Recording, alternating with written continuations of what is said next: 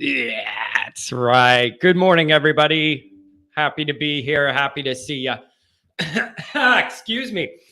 I got to be honest. My levels are messed up here. Jeez.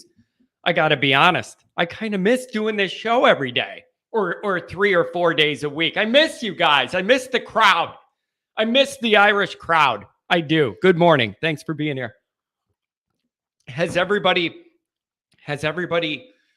calm down their nerves from that nerve-wracking title game where it was back and forth and you didn't know what was going to happen? Everybody calm down from that. Calm down from that rush, everybody. Unbelievable. So here's what I want to talk about today. And I don't know what kind of crowd we're going to have. I'm kind of hit or miss with these shows in the morning. I don't know. And if a lot of people can't join anymore, big deal. They can watch it later and listen to us talk, whoever is here, right? But here's what I want to talk about. One is I want your reaction to the game. And I also want us to think a little big picture about the game.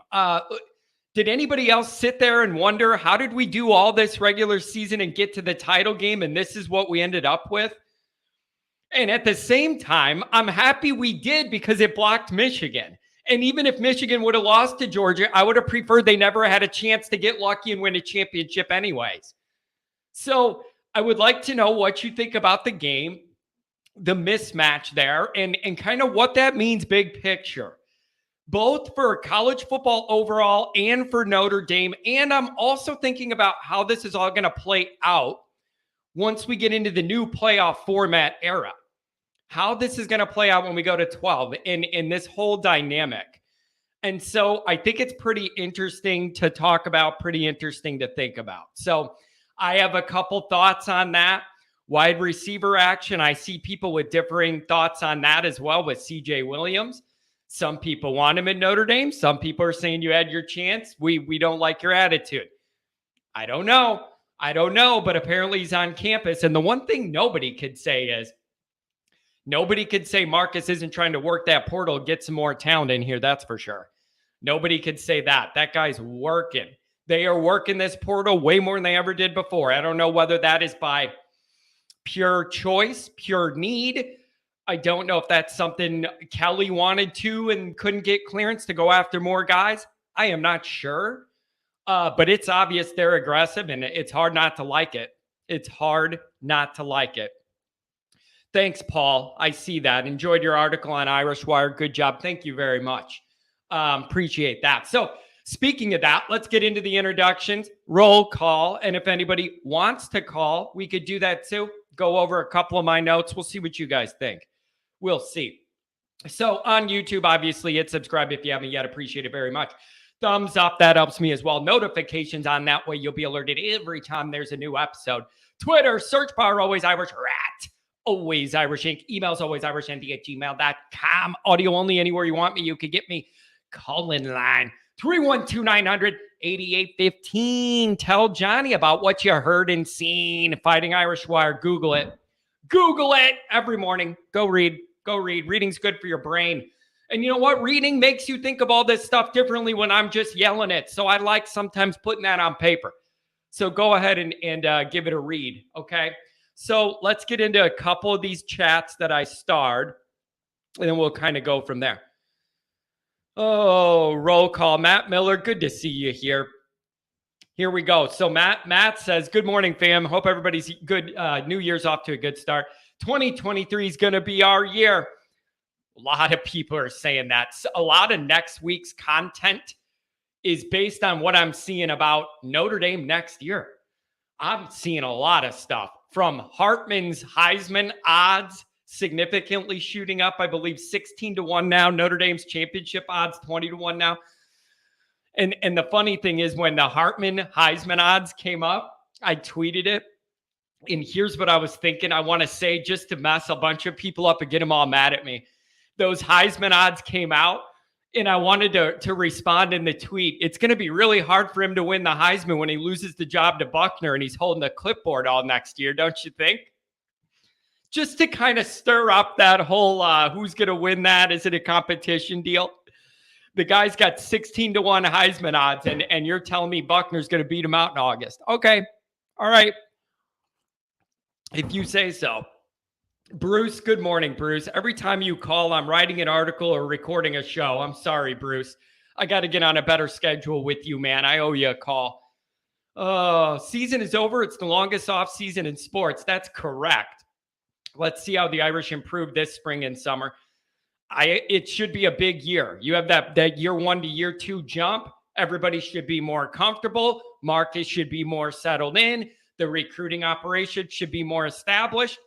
Like, this is the jump now from that unknown going into the first year. And now we made it through it. It wasn't easy. I lost every hair I had left, but we made it through that year.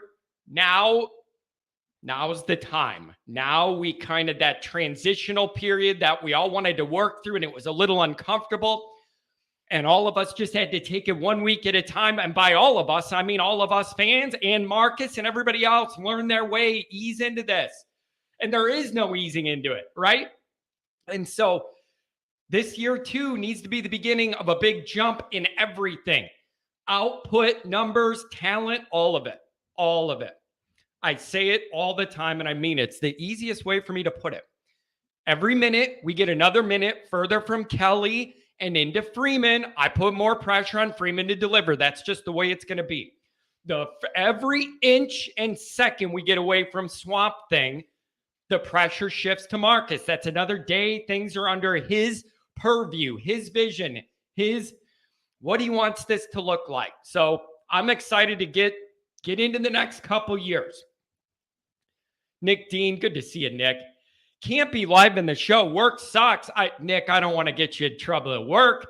So do your work responsibilities and listen on the way home. Here we go. Notre Dame 2164. He's working and he'll still be live. Dedication, man. It's going to be hard to perform that heart surgery while you're listening to me yell about sports. But good. God bless you. Keep trying. Angela, good to see you. Dr. John, good to see you as well. It's just weird. I kind of miss our group sometimes. I just do. Mikey Poles, good morning, John. I don't think TCU's getting clowned enough for that whooping. ND got it way worse for a far closer game. Haven't you guys realized the way this goes? When it's Notre Dame, everything's amplified, good and bad. Every reality, every perception, everything that happens, good or bad, is magnified 10 times because it's Notre Dame. Nobody cares that Michigan's fumbled all over themselves, both of their playoff appearances. Nobody cares that Oklahoma got demolished too. It just seems to be a Notre Dame-y thing. And the other thing, it's just, well, and especially because they didn't win their conference and they were in, that's not a thing already. And it's definitely not going to be a thing anymore when we go to 12. So that's not really an argument to hold against Notre Dame either. Okay. Yeah, exactly. Matt Miller. It's because we're Notre Dame. That is why. Yeah. And Fowler, don't even listen, you guys. I know Fowler's a big shot in the business. I don't like his delivery, man. He's got a bad yell voice. You know what I'm saying? When Gus does his excitement thing and all that, the high pitch, like excitement thing, Fowler doesn't have that. His high pitchy thing is like scratches on the chalkboard. He's too excited about the wrong things as well. Don't enjoy it. Of course, he's an SEC fanboy. Of course, Patrick. Good to see you. Good to see you, Patrick. I don't know what kind of trouble you're going to cause in here today, but I know it's going to be something. Dr. John, it's just good to see you again, man. We've been hit or miss. Hit or miss. Oh, let's see. Jaded's going back to our game. Let's be honest. South Carolina was pretty bad. They only scored because of weak points in our defense. It's hard to rate anything off that game. I'm glad we won it and didn't lose it, and then we move on. That's how you look at that game. That's it. Like, I'm glad we found a way to win it. Weird dynamics, and then we move on. That's how I think about it. Deborah Thomas, good morning. Good morning, everybody. Doing dishes but listening. Well, happy to have you here as always. And always a nice word as well. Let's see. Phil says CJ Williams on campus. Is he joining our wideouts, John? I'm going to tell you, man. You got Thomas Styles, Colsey, Flores, Merriweather, Smiths, James, Greathouse. Maybe Williams? I don't know. But you know who I'm starting to feel better for? Chancey Stuckey. The guy had the toughest job of almost any assistant in the program this first year, in my opinion, with what he had to deal with, not only in his room, but what he had to deal with in the quarterback room, getting his guys the ball, all of it. Chancey Stuckey had the toughest assistant job, I think, on this team starting the year. And that group ended up, there are some complaints. Styles was in his own head half the year, and I don't understand that, and that needs to be worked out. But the rest of that group did emerge and was trending up towards the end of the year. Some guys flash. Colsey started to come alive. You know, you think you know what you have in Thomas. You're hoping Mayweather. You're hoping Floyd Mayweather could catch some balls for you. But that's what I'm happy for is Chancey Stuckey, because high-quality teacher, high-quality communicator, good recruiter. He's going to have a lot of material to work with from now on. So I don't know what's going to happen with Williams, but he was obviously interested in Notre Dame before he flipped to USC to begin with. And then jaded. There's some people who don't want him around because of that attitude or whatever else. In that case, you're just going to have to trust Marcus, I guess, and Tommy to an extent with the offense, I guess, right? What else are you going to do? Oh, Paul, it's good to see you. Steven Arado, ND Nation, happy to see you here. Matt Miller, always here. Oh, Pat. Morning, John. Happy Wednesday. Work is calling, but I wanted to say, hey, for the roll call, that's why I do the roll call. Make sure I hit the peoples. V1 rotate, what's going on? You got people signing blank checks for millions of dollars, but the biggest scandal in college football is a hamburger. It's just the irony to me. I'm not a Jim Harbaugh guy, obviously. I am all for, generally speaking, anything that causes Michigan mullet people stress, I am generally in favor for. It's just a total joke, the way they're going after guys trying to recruit through a pandemic when nobody knew what was going on and all that, when you know all of the heavy-duty cheating going on. Nobody cares. They don't care. They're going to go for the low-hanging fruit. The better team won. Kirby can recruit. Stephen, I think that's a very understated way to put it. The better team won. Yeah, the better team won. That's for sure. The team with 14 more 5 stars and 37 more 4 stars than the team they were playing won. Color me surprised. I can't believe it turned out that way. And then I got some people who don't like, obviously a lot of us don't like the SEC and all that, and some of the whatever, the whole thing and the recruiting and the money and everything that's been going on down there forever. And it's like, look at it this way, guys. If Georgia turns into a dynasty, at least it blocks Swamp Thing from ever winning that stupid conference. Look at it that way. If Georgia's going to go on this run or whatever, Alabama's not totally dead. They're not going to fall off. Whatever. At least it's going to, if they're all going to be good, it's going to kind of block Kelly and make it harder for LSU to think they're good. I'm trying to find a positive here. Oh, man. Tony, thanks for being here. Appreciate it. Good morning, JMK and the Always Irish family. Oh, you guys are awesome. Thanks for being here. What else do we got here? Let's see. I'm going into next year higher than usual. I'm a realist, and I know how things usually pan out for ND, but having those big games fall midseason helps the better team. Listen, that middle of the season next year is everything. You got a window of Ohio State, USC, Wake, Clemson. That's your middle part of the schedule. That's your meat. That's everything in that little window. And the most interesting part of it to me is that in the middle of that window, there is a bye in there, by the way. I want to mention that. So you do get a little break. But what I wanted to mention is in the middle of that block of scheduling, you have Wake. And that normally would have been like, it's Wake, whatever. But it's Wake, and we just took their quarterback, Wake. So that game's going to be so interesting for all these different reasons. And I just think that's an amazing dynamic. Like, they're going to want to kill him probably, and he should know everything they want to do probably. It's wild to me.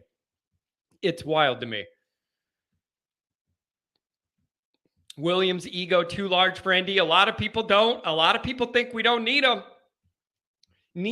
I mean, it's up to you. In the eye of the beholder, I guess. Stephen, I tend to agree with you. Freeman's worked harder in 6 months than BK did in 11 years. That's a part of my frustration. That's a part of my frustration with the way the whole recruiting thing ended, especially on the high end, is I feel like Freeman did put in all that extra work and got Notre Dame way further. It's just when he took over, the finish line extended another 10 miles with the extension of NIL and everything. So I just feel like it's becoming a little harder for Freeman to get to the finish line that permanently cements the fact that he's 10 times the recruiter the other guy was. It's a little frustrating to me. I just feel like the finish line's harder to get to. Paul, yes, hoping to be soon on that. Soon, like days, hopefully. I'm crossing my fingers, Paul. Hang with me on that. I've been fighting it hard. Not an easy system to navigate, Paul, but thank you for thinking of it, and I am too. Hopefully soon. Oh, let's see. Gives the QB room time to grow under Hartman and waiting for Freeman's recruits to come in and get started for the Freeman dynasty. Well, I hope so. I hope so. Good morning for the 812 Sunset Kid. What's going on? What's going on? Mike 3883, what's going on? Seek and destroy. Appreciate it. Paul checks Fighting Irish Wire every day. I appreciate it for that. Good morning from Houston. Larry, what's going on, Larry? What's going on?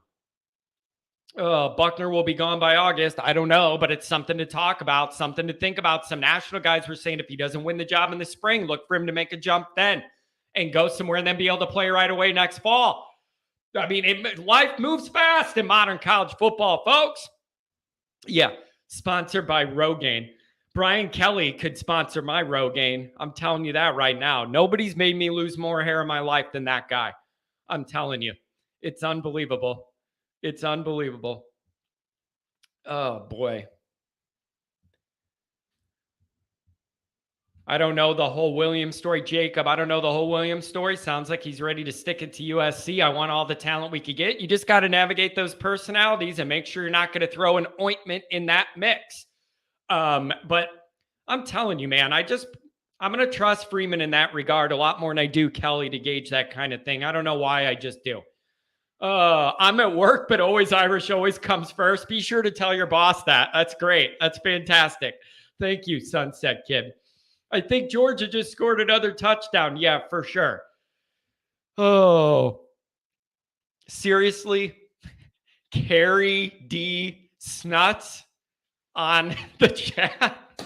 I can't. Carrie. The name is Carrie D. period. Snuts. So, Carrie D. Snuts. Bennett and Hartman will be sitting in the porches in 5 years when they're 80, talking about the glory days. All right. So, Carrie, everything about this is hilarious. I don't remember seeing you here before, but your name's hilarious and what you said is hilarious. And I hope that you will subscribe and stick around because I can't get over your name. It's incredibly creative and I like it. And the fact that both these guys are 75 in college football years. Oh my gosh. George, you just hit on one of my main topics. Very, very inspirational of Georgia for going into the season projected 7-5 and going undefeated. This is one of my big bullet points, you guys. Did Kirby brainwash these guys? Why were so many Georgia players saying, y'all thought we were going to go 7-5 and 6-6? No one thought that. No one in America thought that. No one in America said that. No one in America ever wrote that. No one. No one. They just won a championship last year, and the schedule was soft. And the lowest they were ranked was third all year. There was no one saying they were going to go 7-5 and 6-6. What kind of brainwash job is this by Kirby? Where did this come from? Nobody said they were going 7-5, 6-6. No one. So I don't get it, but it worked. So whatever, if Kirby brainwashed him or whatever, but I can't handle seeing this. Like, the lowest ranking was third all year. Nobody was counting them out. Fowler's time's come and gone. Well, he's got the biggest booth right now, so apparently not. Apparently not. Oh, man. Steve's leaving. Air Pro says, listen, okay. Like, it's like, oh, John, what are you going to think if one of the other guys in the quarterback rooms leave? I think nothing. I think that means that there's a resetting of the talent level here, and the ones that end up falling lower in the new pecking order have to figure something else out. That's called big boy football. That's what I think. If Ronnie Paulus IV leaves or whatever, or Angeli, I don't want to be rude, but that's the name of the game. So when these new quarterbacks come in, what you have is a new pecking order. And that means that some people that were in the able to play window now might not be. And you got to figure out other avenues. It's that simple. And I don't want to say cutthroat, but in some ways, some of this stuff kind of has to be. That's the only way to do it. Kind of has to be. Okay. Oh, all right. Format. We will see now if Hartman is the real deal. The ACC's been trash for a while, so he's been playing one, maybe two tough games a season. Let's see. And you would, okay, so like I get it on the downside of that, like looking at the competition in the ACC. Let's not forget half our games are in that conference too. But then also, theoretically, you would think he should have better weapons, a way better offensive line play at Notre Dame. So you would think that like he was dealing with some inadequacies within, you know, the team he was on that we should be stronger. So I don't know if that helps balance out in your mind, you know, that question of what you're going to see. 16-1 Heisman odds. Just saw that yesterday. It surprised me.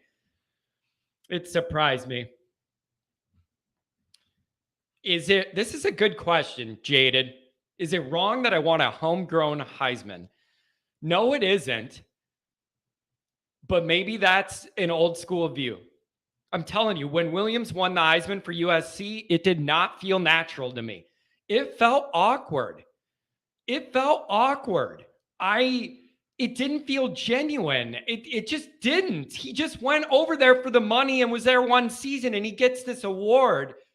And it's his award he physically won, but USC's getting credit for that.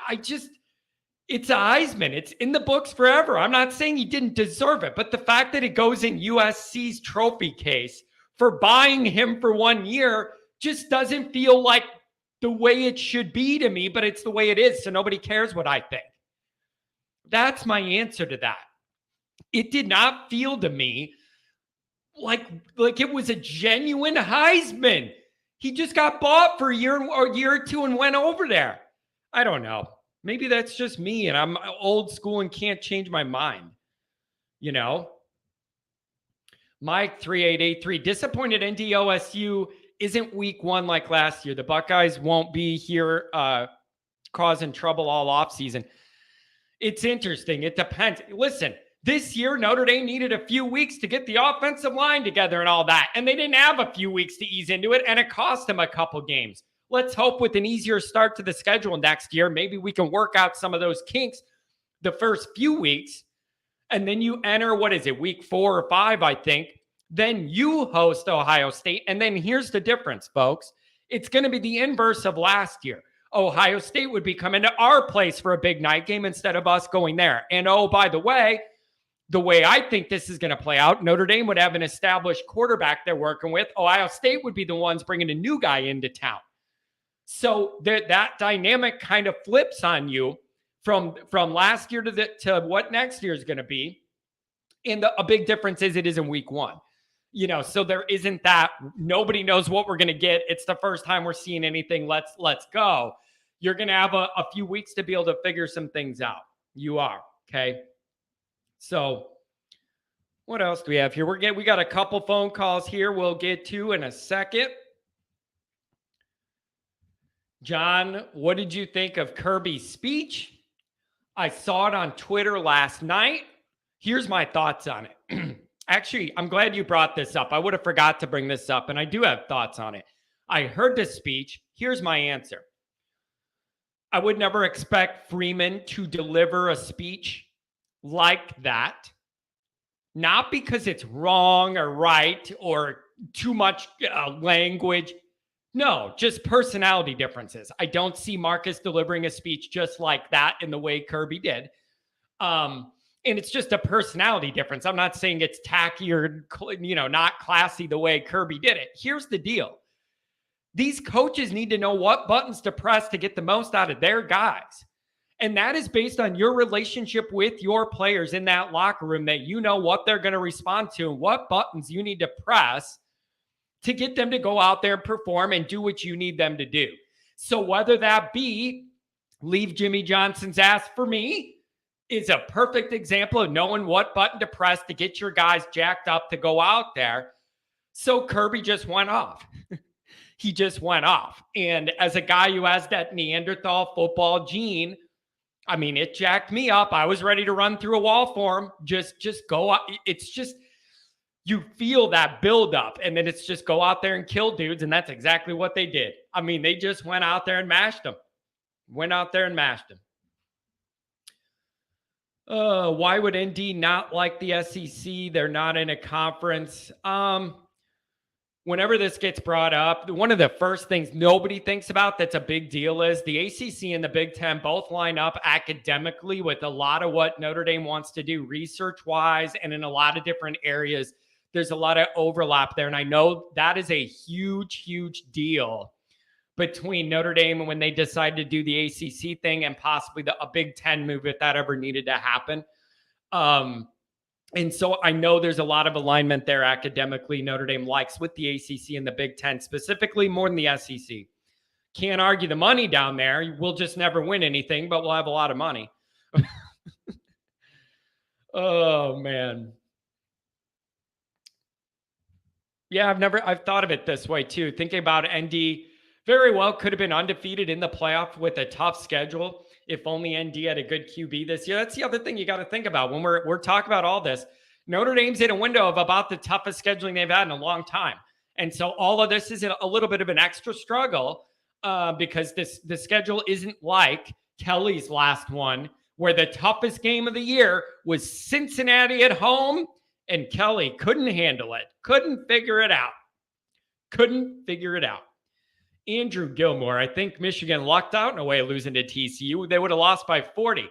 Getting blown out in the title game is bad PR. Here's the deal. Yes, I would have loved to see Michigan get annihilated on that stage. However, I didn't even want to risk them being in the title game where all it takes is a few flukes or bad bounces or an off night or whatever, and then Michigan has a championship. I couldn't emotionally and intellectually risk that occurring, so I just didn't want them to be a part of it at all. I thought they would lose by a lot to Georgia too, but I didn't want to risk it. That's the one thing I can't risk, is them and USC winning championships. I mean, you want to talk about my hair falling out? What do you think is going to happen after that? Jeez. Oh, man. Everybody was talking about our game in 2012. Unbelievable. Newt Rock Knee. Boy genius will turn Sam into a crappy QB. Bank on it. We're about to find out. Aren't we? Oh. John, could you ever see ND building a program with the type of talent the UGA displayed? Nope, not going to happen. It's just not physically possible at Notre Dame. Even if they lighten up the academics and the test scores and everything, it's never going to be to the extent to allow you to stack the depth of talent they have. It could get a lot better at Notre Dame. It could get a lot better than where it is even right now. A lot better. It can. But there's just no practical, feasible way Notre Dame would be able to build something out the way Georgia does. There's too many fundamental differences that are never going to be resolved. And I'm not saying that's good or bad, or we're better, they're better or worse, or how we do it or that. I'm just saying practically and structurally, fundamentally, It's too different in how they're built. So it can never be just like that. It just can't. We're never going to have that depth stacked on stacked on stacked, unfortunately. Oh, okay. Couple more of these. I'm almost caught up with the chats. I hope that's his real name too, because I kind of loved it. Oh man. Angela says right when she saw that name, she knew I was going to love it. You're damn right. I love that. I just think it's hilarious. Oh man. I just can't get over it, man. It's just I can't believe. Stop saying people. If a media member said UGA would go 7-5 or ND would only win 3 games, name that person. Anyone could be people. Some OSU fan told you in a message board, ND is only what? A 3-win team? Yeah, beautiful. It's just the other thing with naming people, Pat, is I need these people to start naming names with all of these tampering claims and the NIL claims. All these coaches are saying, God, these other teams are calling our guys, trying to steal them. I keep hearing all that. I want a coach to get up there in a press conference and start naming names and have evidence. Have a text thread, have an email thread, have a phone call recorded. Do something. If it's that big of a deal to you, start putting names on it and start calling out individual coaches or people tampering and whatever. If it's that big of a deal, call people out.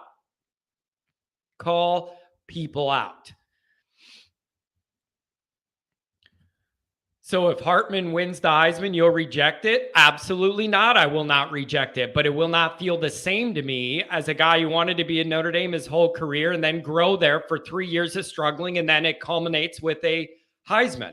Growing at Notre Dame, and a part of the reason is because of that growth with all the Notre Dame guys. I would certainly love it if he got the Heisman, and it would mean Notre Dame's going to be really good next year. Of course, I will not reject it. It simply did not feel as fulfilling and genuine to me as Matt Leinert's would or Reggie Bush's would at USC the whole time. That's all. Of course. It's funny though. All I got to say is it doesn't quite feel the same as a homegrown guy. And the next thing is, so if Hartman wins it, you're going to reject it. I'm not saying that. I'm just saying it doesn't feel the same to me. It's awesome. It just doesn't feel the same. That's all. Yeah, the Josh Heisman. Remember that when we were doing that with Josh and running the ball and trucking? That seemed like it was ages ago. Man.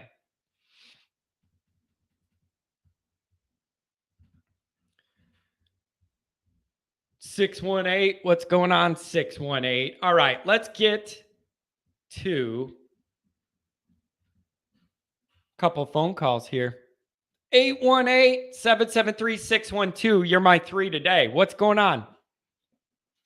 Hey, good morning, John.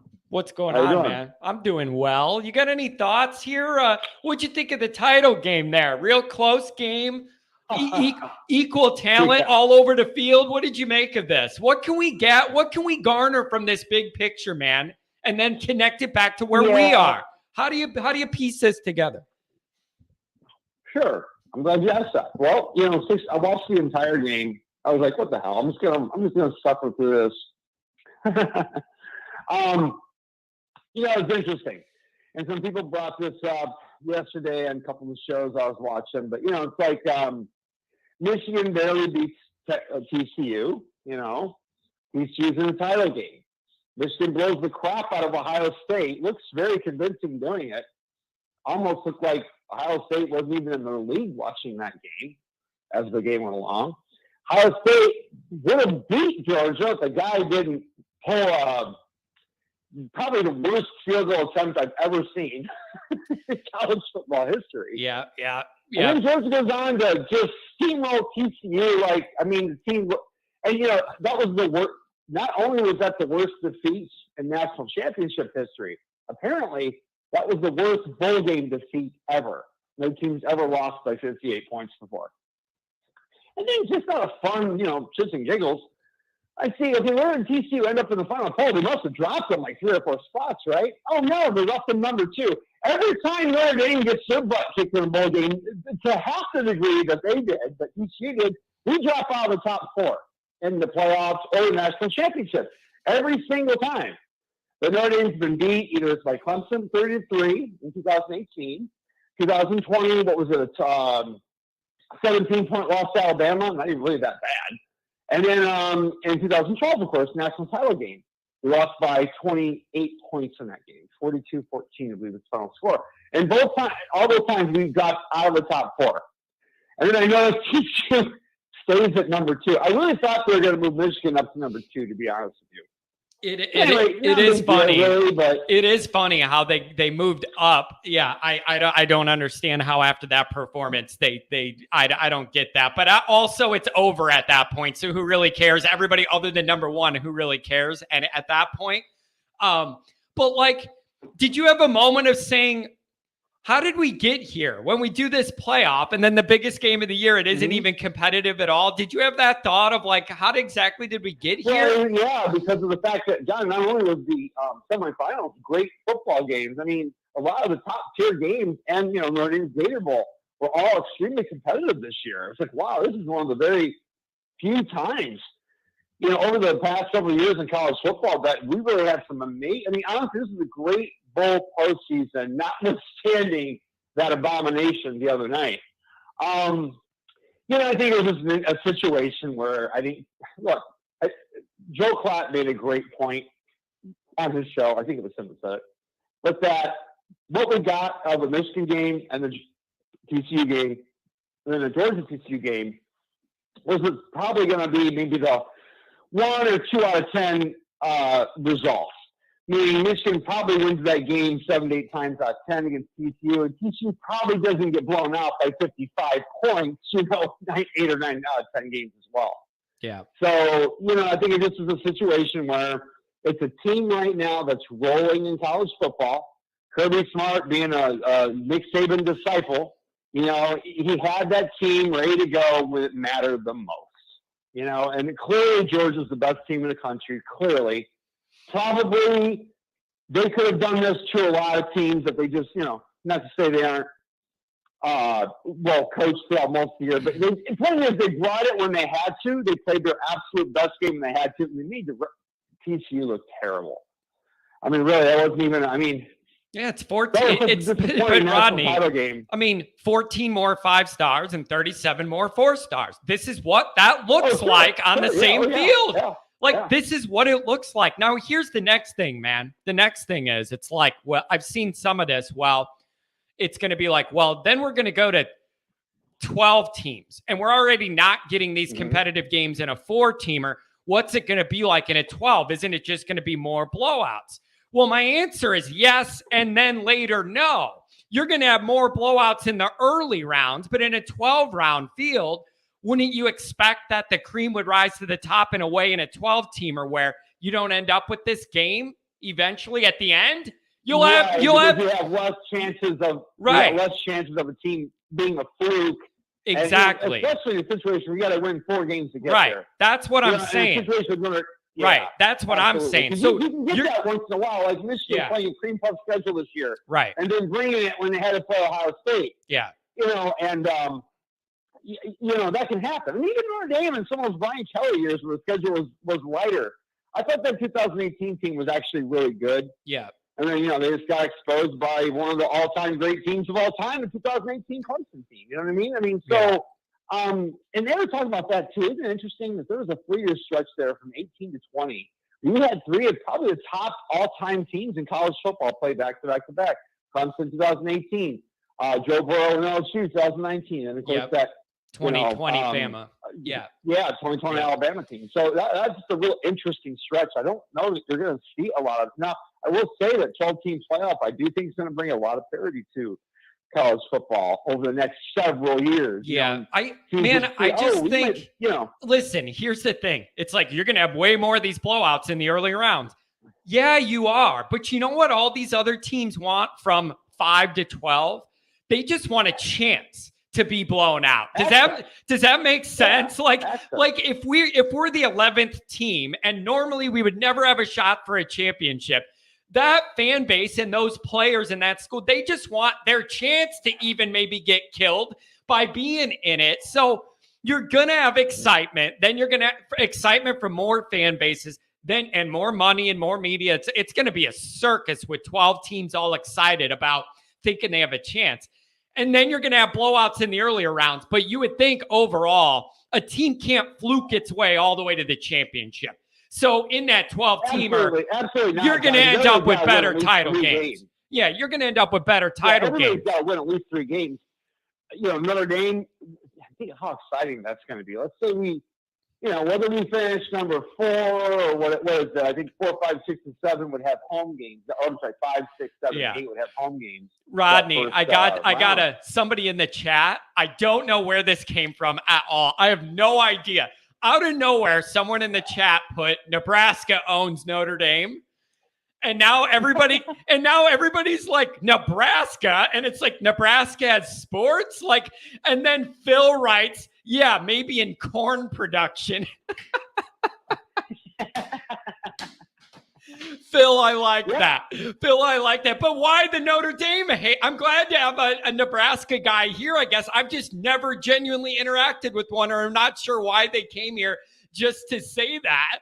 What are we going back to 2000 or whatever that year was? Like, I haven't. Crouch on that, What, 2 yards?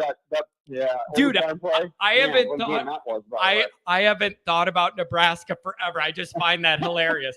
So I have that came out of nowhere, but I'm happy to have a fan of a different team. Welcome in. We're accepting of everybody except for Michigan and USC. People get in here.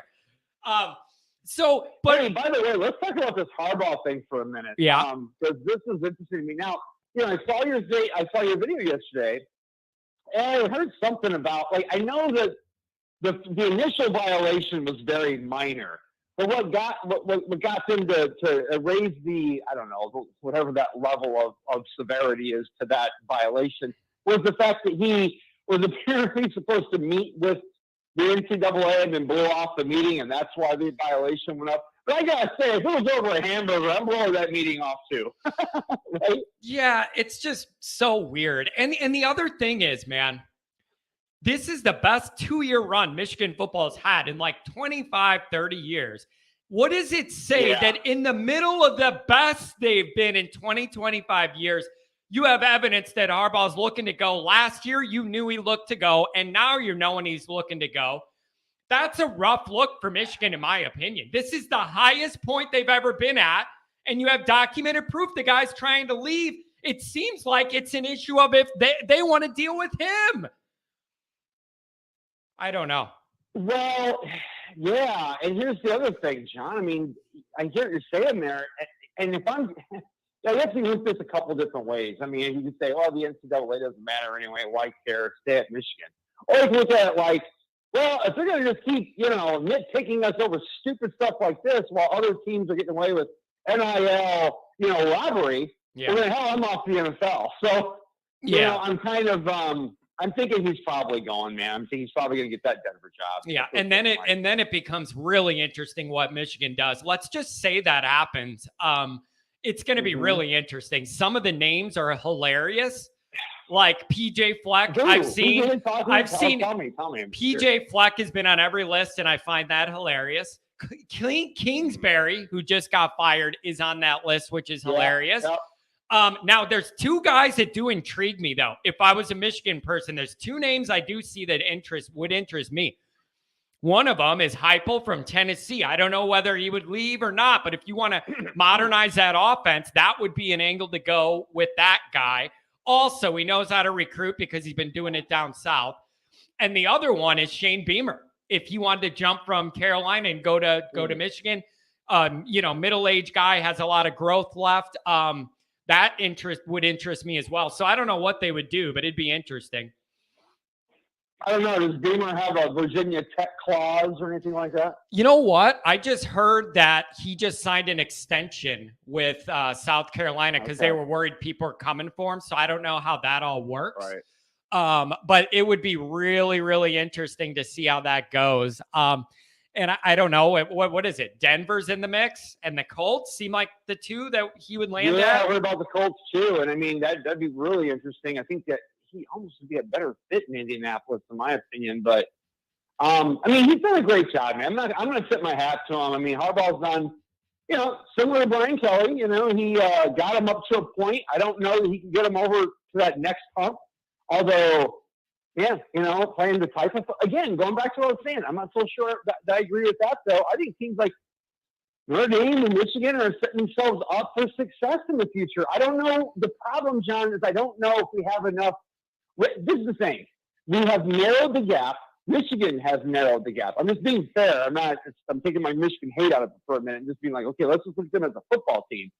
And this is the kind of blueprint, really, that you need for a team like a Notre Dame, like a Michigan, who doesn't just throw money out there just, willy-nilly, and who are trying to build culture within the program. To me, this is the way to do it. And you narrow that, because I believe if Michigan had played Georgia, they'd have lost 2, but it would have been 55 points. To be real. They wouldn't have 58 points. That would have been a closer game. And so that's the thing. Like, until, Georgia at the top end, right now, definitely the new, all right. But but the big question is where this all comes to a head is I'm sitting there watching that blowout and I'm wondering, Notre Dame's never going to have that kind of roster, but I ended up thinking, how close can we get? Yeah.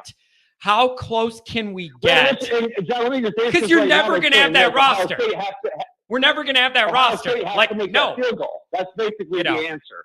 Yeah. In a game where all things are equal and you're playing a team like Georgia, like Ohio State, I mean, you need one of those 1 out of 10 scenarios where, you get like team just turns the ball over more that day or whatever. But I don't think that's going to, like you said, with 4 games to go, cream rises to the top. Also what can happen, though, is a team can have an off day. While I think you're going to see much more parity at the top when we get to the final 4 games or whatever, maybe than you would have had earlier if you had, in some of those years, maybe maybe Cincinnati didn't deserve to be there last year or whatever people are going to say.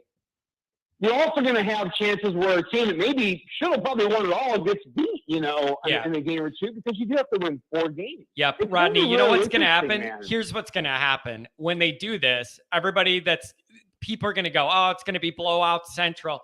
Eventually you do this enough, there's going to be one of those big upsets, whether it be the home team, Notre Dame, has a team the week of December and it's minus 20 and it messes up the other team that's better than us, but they're not used to the cold. All it's going to take is the first of those big upsets whenever it comes. And then everybody's going to go, see, I told you, like, this is why you do this. So you'll get one eventually. Here we go. Colby says, dogs on top. I got 2 Georgia people. I got to congratulate them. Dogs on top indeed. Colby, congratulations. I hope you're hungover. And who else? Savage Dog. I'm happy for you too. You guys have been here and support me. I'm happy for you guys. Saying they were playing the second and third string players from the late third quarter and they just kept rolling. So congratulations to you guys. I hope you enjoy it. I would give up anything to feel what you guys are feeling. So I'm happy for you guys. Thanks for being here. I think TCU just, honestly, man, very similar to Notre Dame in 2020 playing Alabama. I think they just, from what I had heard from a lot of sideline reporting and things like that the next day on College Football Central and whatnot, is that there just wasn't a feeling on the sideline watching teams warm up that TCU had any shot in that game. You know what I'm saying? Yeah. And here's the thing, man. Had a lot to do with it too. Here's the thing, man. I did not have a feeling of like, oh my gosh, TCU doesn't belong here at all or whatever. I didn't feel that. I felt like I didn't have a problem. They were in the game and they earned it. And then they came up against a monster. Oh, no. And this is what happens when you go against a monster.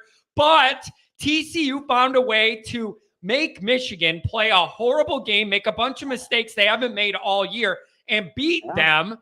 And there's merit in that. I didn't sit there going, TCU shouldn't be here. I sat here going, how in the hell did they make it this far? And this is the talent difference. This is unbelievable. Yeah, no, you're absolutely right. And I mean, going into the game, I honestly thought they would lose by 3 touchdowns. I thought it would be about a 20-point victory. couldn't see them winning, having that kind of run 2 weeks in a row, or 2 games in a row. Because it did take some special things to happen in that Michigan game for TCU to win. I'm not saying they didn't deserve it. They did deserve it. There's no question. Yeah, but Michigan. But there were things that happened in that game that had to go a certain way for TCU to win. And I'll even say, look, even though there was no guarantee Michigan was going to be able to score after this, and they still would have picked TCU, that was a targeting play. I don't know how that call was not targeting at the end of that game. As many times as I saw, as many times Notre Dame's had players thrown out for the same thing, like that has to be targeting. And Michigan would still have the ball. They'd have the ball 15 yards further, and who knows? Yeah. But so I'm saying is a lot of things had to go right for TCU in that game to win, albeit they did earn it. I mean, I'm not going to take that away from them. But, maybe they just ran out of steam. Maybe it was just like, I don't know, man. I never felt throughout the year that Georgia had played that game, that like, okay, where everything culminates. And, of course, then we saw it on the national title game when it matters most. Yeah, yeah. So I give Kirby Smart and Dick Saban credit, man. They do seem to, more times than not, to bring their best games when it really matters. Yeah, yeah. So let's wrap this up, and let's talk about Hartman. I want to talk about. Yeah, Hartman. let's wrap this up. I got a couple people I need to get to. I want to turn this Notre Dame now at the end. So tell me how Notre Dame starts to close that gap and compete. Does it start with Hartman? Because I think if you want to close the gap, the first thing you need to do is find a good quarterback. It's the number one thing that changes a football team the fastest is a great quarterback. So that's where I would start. Does Hartman do that for Notre Dame, or what's our dynamic? Yeah, absolutely. Here's the thing. I mean, this is the bottom line with the Hartman-Buckner scenario. First of all, whoever wins that job is going to make me very happy, because that means if Buckner wins, then he had, that's great. That means he's really developed a lot in the offseason, and that's wonderful. And if Hartman wins, and what I want, John, is a really close battle that Hartman ends up edging Buckner out. That's what I want to hear. I want to hear that Buckner pushed him to the brink, and Hartman got the nod. And then I just don't see in a scenario like that Buckner leading. How, as we saw last year with Buckner, we're one play away from him going right back in there and being the starter. And then regardless of what happens, he's probably the heir apparent the next 2 years then, if he's that good. If he makes that big of a jump and he pushes Hartman that much, then he should be our starter for 2 years to come after that. And I just feel like once you develop those relationships with most players, not the ones who transfer, but most players will develop a relationship like that with the team. And the way the team, I think, fought hard for him during that bowl game shows me I would be very, very shocked. Surprised. I'll say surprised if Buckner would transfer if he doesn't get the nod. What do you think? And then, John, you can let me go after that and we can go on to the other calls. But here's the thing. Most of the people in the media saying they wouldn't be surprised if he leaves are not Notre Dame media. I've noticed that divide, and I don't know what to make of that. That most of the people saying they think he might leave tend to not be in our immediate media circle, but more big picture college football people. And so I just don't know where his mind will be at if he doesn't get that job. So I don't know, but I just think this is a good start to improve in that room. And with the recruiting behind it, this is Notre Dame's chance to start closing the gap, at least in the quarterback department. Well, and you mentioned Tommy Rees. This is like, put up or shut up for Tommy Rees. I agree with that. I also think he's going to put up. I think it's going to happen. I think you're going to see. That's just my prediction. I think he's going to do very well with Hartman. And gosh, you got Hartman. You got Buckner now. You got Minchie coming in. And then you got Carl right behind him. That quarterback room has drastically improved in talent now. So no one can say that. Yeah. And like you said, I think a lot of Notre Dame fans are just uncomfortable with this situation. This is a good thing. Yep. This is a great thing for Notre Dame, man, to have this kind of competition at the quarterback room. Yep, I agree. With that, John, I'll say goodbye. I agree with you. It's great talking to you. And I can't wait to listen to the rest of the calls. Beautiful. Happy New Year. We got through a lot. Beautiful. Thanks, man. Have a good day. You got it, buddy. Take care, John. Have a good one. Oh, so much energy. All right, Dr. John, and then Pat, you're going to have the floor to do whatever you need to do. Dr. John, it's been a while. Happy to see you. Hey, how are you, sir? I'm doing okay. Just trying to make sense of it all, looking at the title game and where Notre Dame sits in the big picture and just kind of taking a look now that the season's over. What do you think? I don't think we can make sense of anything. Well, that could be that's kind of my out. general operating space. Yeah. Well, I got to tell you what, I missed my weekly fix the last 2 weeks. I got something going on with notifications, so I missed that day after show. I mean, I watched it on Sunday, but I did not. So I got to figure out why my notifications aren't coming through. Good to see the comment about Super Chat. How close are you? Do you know? I'm hoping within a week or two would be my hope, but nothing's guaranteed. I'm doing what I need to do with who I need to work this all out. And I'm allegedly supposed to be getting closer. So we will see.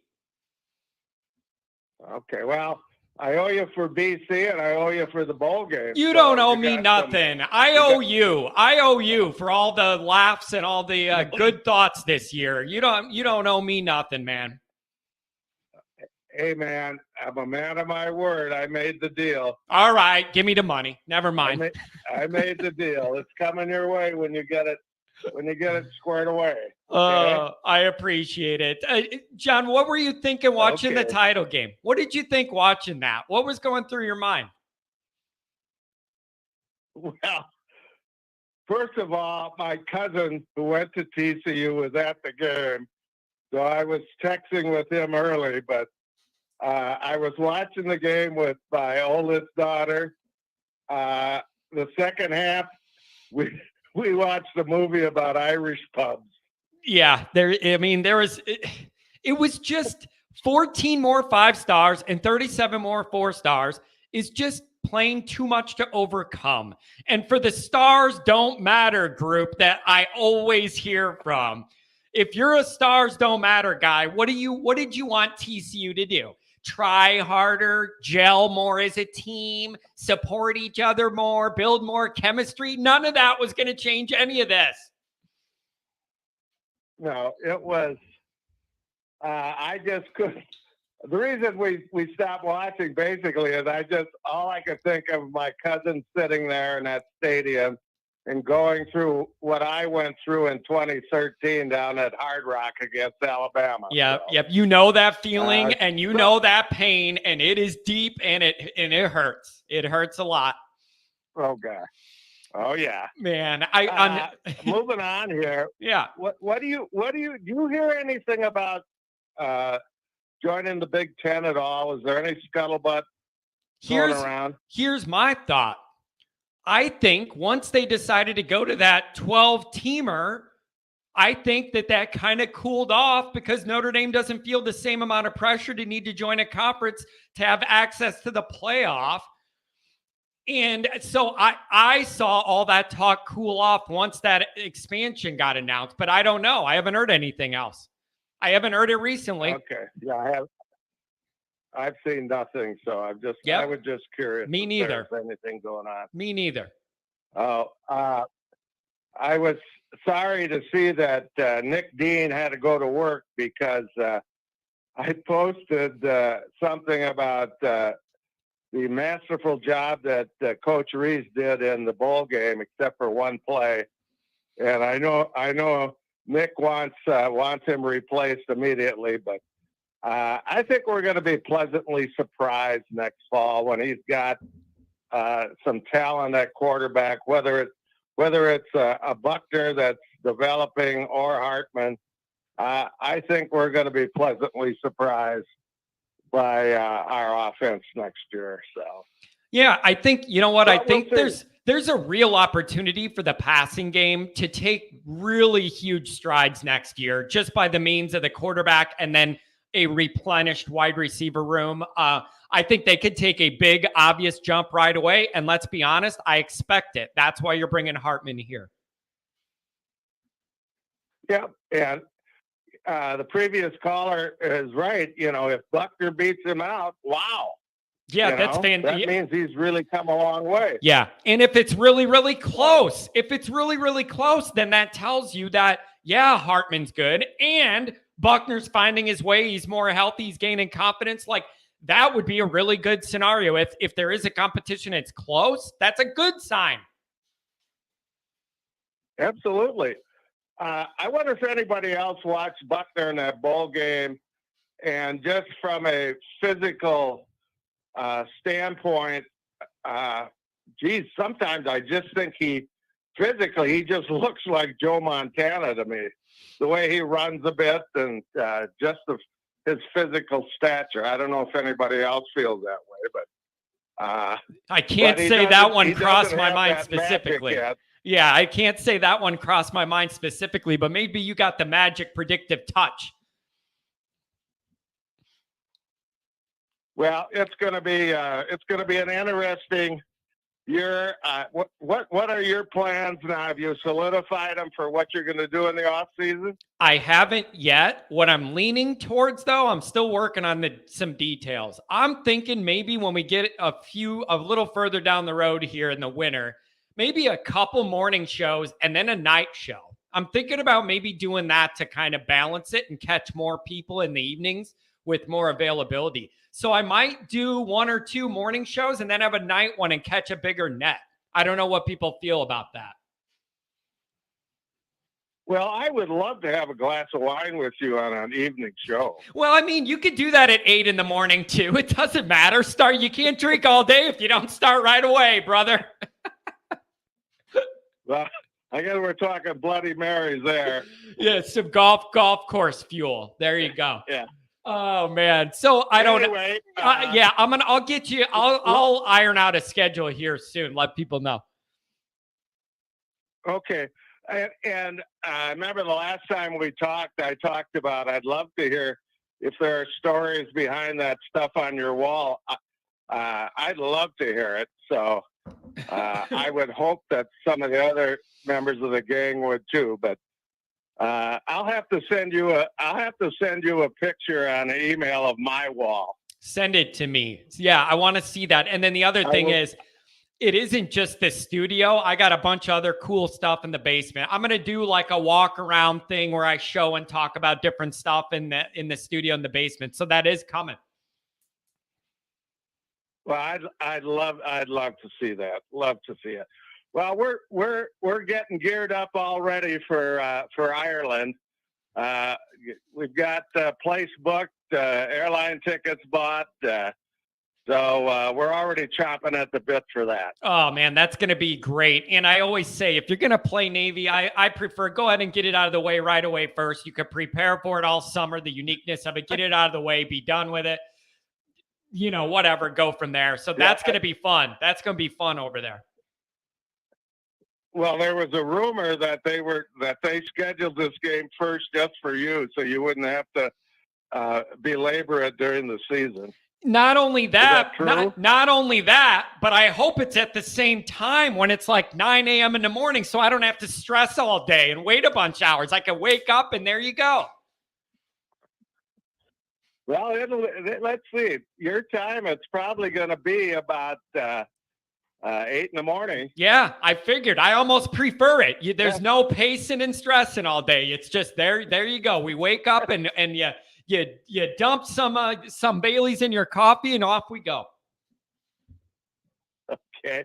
Okay, partner. Well, I'm going to try to get my notification thing squared away so I don't miss any more of this stuff. Yeah, beautiful. And the other thing is, listen, John, if that doesn't work, that super chat stuff. If that doesn't work, sometimes you might just have to search me. Just pull me up and then you'll see my videos. And then even if you didn't get the notification. So every couple days, go to my profile if you have to, and you'll find it, even if the notifications are delayed or not working right. And I appreciate your desire to super chat. Trust me, John, I miss it too. Thank you very much. Yeah, I'll bet you do. Yeah, okay. It's John, one, it's a long story. Yeah. It's a long story. Maybe I'll call you off the air sometime. It's a long, wild story. So, but I'm getting there, my friend. I'm getting there. Okay. Keep it up. Have a good one. Okay, bye-bye. See ya. Oh, boy. Dr. John acting like half the chat ain't drinking already. Yeah, tell me about it. Oh, 773. Who are you going to fight with in the chats today? Well, I just took Joe Long to task. Oh, boy, I can't keep up with all of it. What are you guys arguing about now? It's too much, Pat. You know how my brain can only focus on very few things at once. I'm trying to talk, look, and read. It doesn't all work. You know that. I like it when a guy tells me that I'm wrong and I need to look something up, and I look it up and I am right, and now he hasn't responded to anything since. Well, that's how it goes. That's how it goes. So, all right, what's on your mind? I know you probably got a list of things pissing you off or that you want to debate. No, I don't got all the people in the chat that you're telling to, like, run away. I do. I know. I do. You love stirring the damn pot. I don't have enough time, though. I have to kick off my company sales meeting in 24 minutes. Well, priorities. Oh, shut up, Rudy. Priorities. Yeah, priorities. No, seriously though, I feel like Notre Dame fans are becoming versions of Cub fans. Well, next year's the year. Next year's we're going to do it next year. It's all about next year. Hartman isn't the only piece Notre Dame needs to win a national championship. Correct. Or even get to a playoff. This defensive line, the whole defense, there's so many goals, so many questions. Yep. I think, and everyone said, "Oh, I'm so high on Notre Dame. I think they're going to be in the playoff." No, I think they will be better next year because I expect development and progression because of the coaching staff and the recruiting. But they're not. I don't think they're a playoff quality team yet. I just don't. Me neither. Pat, I'm with you. I'm with you. Because everybody started saying now you're going to have Hartman. This is a playoff team. And I said, well, does he play defense? Because now I have worries there. Does he play defense? Quarterback? Yeah, right. Can he play defense? Is he going to make a blitz get home? I know. I agree with you, but you know how it goes. It's Notre Dame. You're getting the big shiny transfer guy. There's a lot of hype. That's the way it goes with Notre Dame. You know that hype.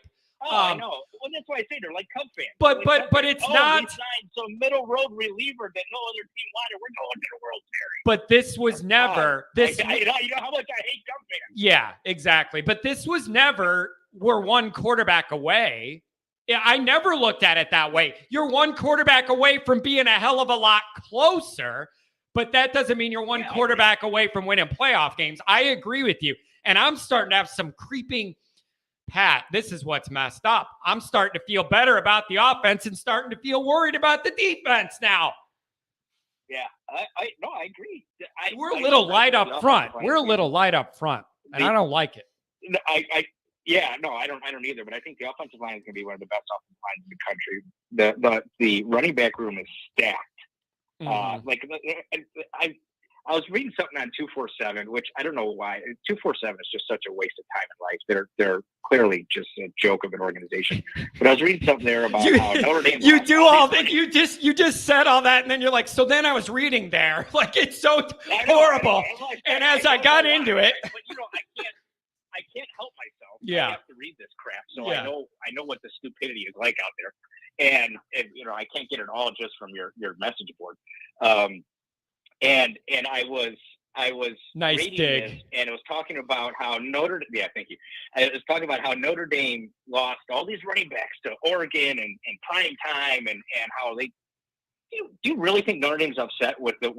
I mean, come on! It's such a ludicrous thought that Notre Dame is not in a good position with running backs. They have probably one of the best 1-2 punches in the country right now with what they have, especially with that offensive line. And I said it when he got hired, John. I don't know if you remember, and I've been praising him ever since. Stancy Chucky, what's his name? Chancey Stuckey. I think you flipped him. Chancey. Chancey. Dude is a coach. He is a recruiter.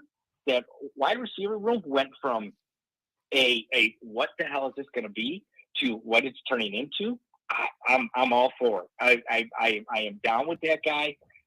So and Tommy Rees, kind of all your Jaden Clay, he's a Tommy Rees hater. Manny's a Tommy Rees hater. All you guys out there that are Tommy Rees haters, go ahead, hate Tommy Rees. I don't care anymore. I'm not going to defend it anymore. But just give the guy credit. He he's the one that got Hartman. Hartman came to Notre Dame, and Hartman has said as much. Came to Notre Dame because he wants to play Tommy Rees's offense. It's not Marcus Freeman's offense. It's Tommy Rees's offense. He wants to play in that style of offense because he wants to improve his draft position. So he's coming to Notre Dame to play for Tommy Rees. And so people can dig on Tommy. They can, crap on him all they want. He is doing what he's supposed to do. So I've said it before. I'll say it again. If Tommy sucks, if this offense doesn't show improvement next year, fire Tommy. I don't care. I really don't care. I want this team to show improvement. But if this offense does show improvement, I don't want people saying, "Oh, it's Phil Hartman. It's only Phil Hartman. If it wasn't for Phil Hartman, Tommy Rees wouldn't." No. Coaching matters, and he is going to. If this team gets better, you can't just say it's Phil Hartman. You got to give Tommy Rees. See, that's the thing. First off, you're right about that. That's the way it goes. Phil Hartman. You're saying Phil on accident. Isn't that dead guy from the movies from the 80s? Phil Hartman. That's hilarious. No, but you're right. You know the way this goes. If you're predisposed to be an anti-Tommy guy, if Hartman lights it up, you're going to say, this proves it had nothing to do with Tommy. It was just him. There's always a way. Yeah. No, if he lights it up, he's doing it in Tommy's offense. Come on. Yeah. And you know what? I don't expect this guy to have the same numbers he had at Wake Forest because Notre Dame is a different team. Notre Dame runs the ball more. That's a fair point. That's a very fair point. So people expecting him to come in and throw for 2,000 yards. That's not what Notre Dame does. That wasn't what Notre Dame has ever done. This isn't an air raid offense or that stupid mesh system. Yeah. This is a balance. This is supposed to be a balanced offense. And in some ways, 300 yards, follow me here. Passing, 180 yards running. In some ways, it allows Hartman to be more efficient and pick his spots and do more because Notre Dame should have a physicality to them where you could have that as your – you're not going to lose that identity. You're not going to lose that dynamic that you want to be able to physically run the ball. But what it does do is open everything else. It opens everything else around. Now Notre Dame's not one-dimensional anymore. Right, exactly. You don't have to try to run the ball 35 times to beat Clemson. You can run the ball and then throw play action passes for touchdown. Yeah. I don't know, Pat. I don't like feeling nervous about the defense. I don't want to feel like our offense is about to get a lot better, but then the defense falls back a little bit. I can't have that. I expected a little more out of the defense. I don't know. Is that wrong? No, it's not wrong. I did too. I'm not a guy that says fire. The only coach I ever wanted to see fired after his first year was Brian Vincorder. So I'm not saying fire Al Golden. I'm not saying fire Al Washington. I'm willing to give them another chance, but I've not been impressed. The linebacker play was non-existent. Yeah. I think the defensive line was already established, so I didn't think you needed to do much from a coaching perspective to coach one of the best defensive ends in the country. But next year, there's a lot of that talent is gone, and quite frankly, I'm not sure what's there to come back and fill it up. Yeah. Again, I hope I'm wrong. No, but that's kind of how I feel about it too. Now, how would you respond to this? Somebody writes, Tommy Boy has way too many stretches of 0 points and inability to score, and it happens too often. How would you respond to that? He's right. It does happen too often. I don't disagree with that. It doesn't mean that, but as much as that happens, the other happens. Really, I go back. I hate going back to Brian Kelly because I hate that guy so much. I just want to move on from him. But after Notre Dame lost to Cincinnati, it is well known. You talk to any beat reporter around Notre Dame. Brian Kelly left Notre Dame at that point. He stopped being invested in that team. He started looking for a new job because he thought that was his last chance to get to the playoffs. Right. He beat Cincinnati. He'd run the table. He'd get into the playoffs with Notre Dame. Yep. Once he lost to Cincinnati, he was done. He turned that offense over to Tommy Rees. And Tommy Rees ran that team the second half of the season because he had a bye week. And he ran that offense second half of the season. And Tommy did whatever he wanted. And that was an offense that averaged over 30 points a game. Okay? And it was a much better offense from the first half of the year. And that was Tommy's first time ever taking over the team. This is Tommy's first year truly running the offense to where he wants to run it. And so there were stretches in there where he didn't perform well, but then there are stretches in there where he did. And just like Dr. John said, it was a masterful called bowl game, except for one play call. Otherwise, the offense did everything you wanted it to do. And I agree with that. And I'm not going to say, oh, South Carolina sucked, and that's why. No, okay, fine. South Carolina sucked. You still got to score the points. Yeah. I mean, you still got to do it. You still got to make the play calls. Right. So, yeah, South Carolina sure can suck, but it was a great bowl game. Tommy has, as much as he's shown that there are stretches where you're like, what are you doing, dude? He has shown stretches of brilliance, and because of that, he has earned his position. He has earned where he's at, and he's earned next season to truly show what he can do as an offensive coordinator. How excited do you think he is? How excited do you think Rees is looking at having a little bit more capability with the quarterbacks and a little more skill talent? If I'm him, I got to be saying, you know what? This is going to be my opportunity to shut a lot of these idiots up because we're going to light it up and having the offense we all wanted to see forever. Well, the first thing is, do you think Tommy Rees cares? Yeah, that might be fair. Cares? Yeah, that might be fair. I seriously, he doesn't care. He doesn't care what Manny says. He doesn't. He honestly, as a football coach, you try to get the best players in the room. That's your job. You want to make sure you have the best players in the room. But whoever the kids are in the room, once they're in there, you got to work with them. So I don't think it's I'm super excited. I got a guy who can fling it all. No, this is the offense that I can run with this kid. Maybe it allows him to do more, but this, it's just he's going about his job. I hope he's going about his job the same way he always has, getting the Notre Dame offense as prepared as he possibly can. Yeah. I just think, Pat, like we're in the off season here, and I always just have like these internal gauges. I feel like Notre Dame's trending up. I know the recruiting thing and the very, very top end didn't end the way we all wanted with the cherry on top, but it's still hard not to feel like the talent's rising. It's very clear Notre Dame's more engaged in the transfer portal than ever before. That is ultimately supremely clear. Yeah. Like that is out front now. That is out front now. Yeah. They are involved. The CJ Williams thing is actually interesting. Like I don't understand the butthurt people get. Oh, he dissed Notre Dame and in recruiting. And so what? I always go back to these are kids. They're going to make mistakes. I'm not going to hang a kid for a mistake. And at the end of the day, Marcus Freeman is in charge of the program. If Marcus Freeman wasn't so hurt by what this kid did in the recruiting process when he chose USC over Notre Dame, and he's willing to take this kid back in, good. I'm all for it. Yeah, you know what the reality is, Pat? I think all of that kind of animosity, I think that's all going to be gone soon because I think all the players now all know they're all doing what's best for them year to year. I don't think there's hard feelings the way there used to be. I don't. I think that whole thing's going to change, and you're going to have people spurn a recruiting place and then end up there in a couple of years like this. I just think that's going to become normal year to year. It is. You know what I think people should take from this, and not from CJ Williams specifically, but if this kid does come to Notre Dame never in their history allowed a kid without a degree to transfer into Notre Dame. You have to go do the Rudy route and go and earn your way in that way, but not come direct transfer from another school. And to let this kid transfer from USC because Notre Dame has, I'm sure there's Notre Dame people in here. Obviously, I did not go there, but they have a calculus requirement. I believe it's a calculus requirement that you have to take.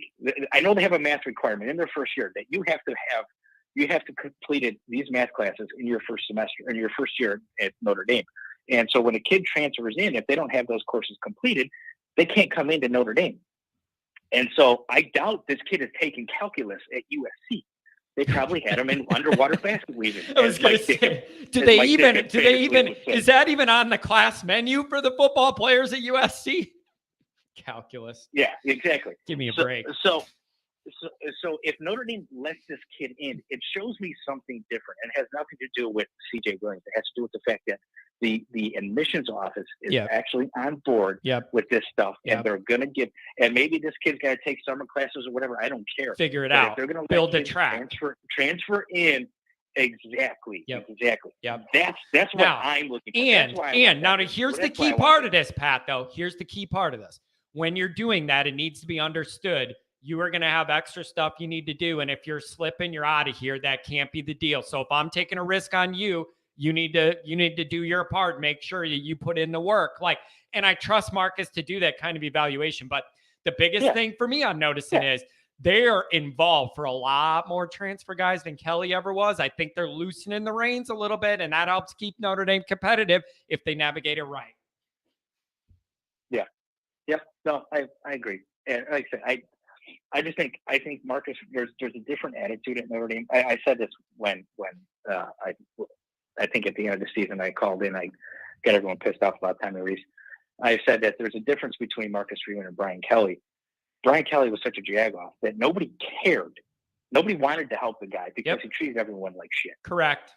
He just treated everyone poorly. So Brian Kelly never went to the admission office and said, "Hey, I want to see if we can get this kid to transfer in."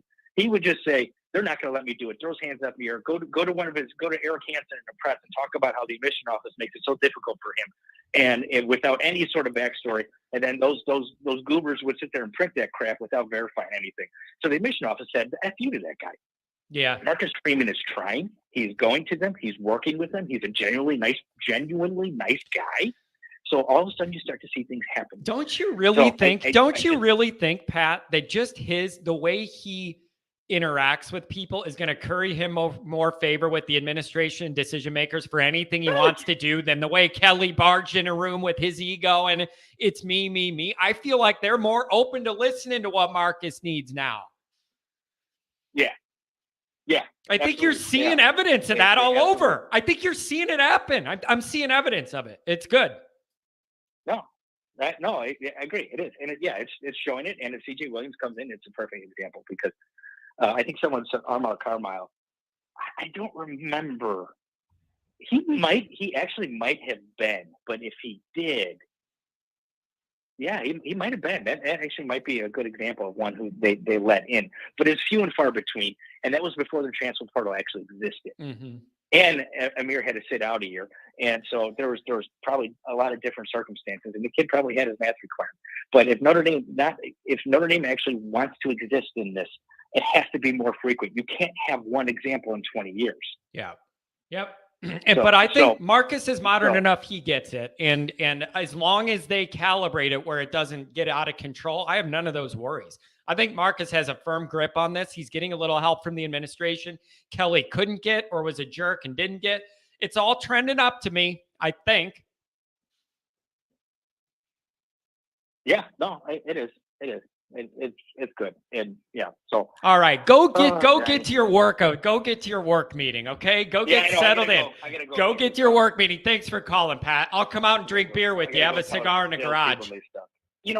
You've been saying that forever, but I know. I'll come out and have a cigar in the garage later.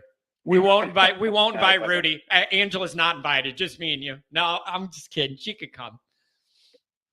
If Angela's coming, I'm telling stories. Yeah, I think Angela does need to come. Angela, come on, ride down. Come on, head down 55. Have a few beers. Let's go. All right, see ya, Pat.